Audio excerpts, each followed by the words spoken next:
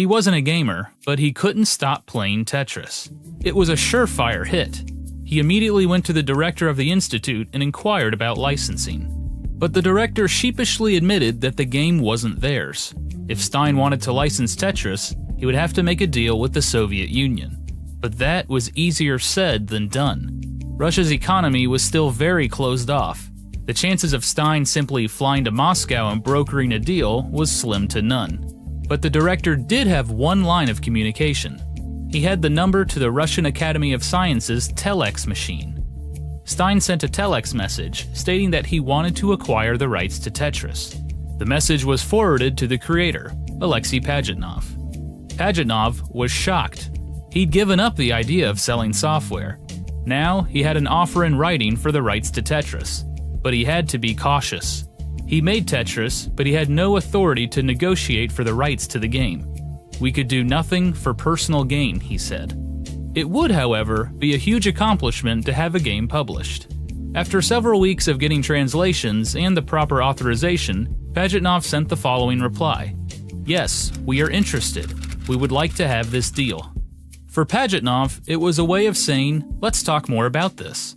He didn't want to commit for fear of discipline from his government, but he didn't want to shut the door either.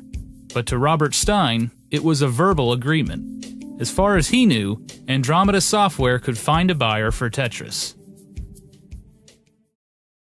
Stein immediately went to one of his go-to publishers in the UK, Mirrorsoft. Mirrorsoft was the software division of the massive Maxwell Communications Corporation. Founded by Robert Maxwell, a decorated World War II veteran and former member of Parliament, the Maxwell Corporation owned several newspapers, magazines, and even a soccer club.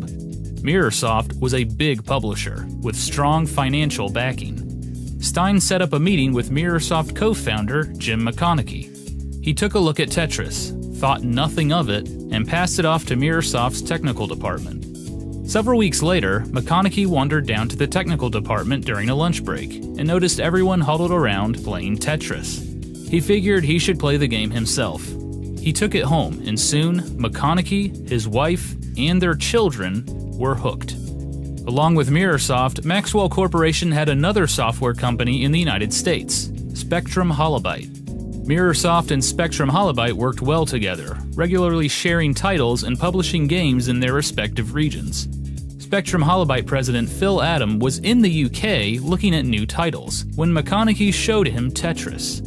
He too became addicted. From there, Robert Stein made a deal with the Maxwell Corporation. Mirrorsoft got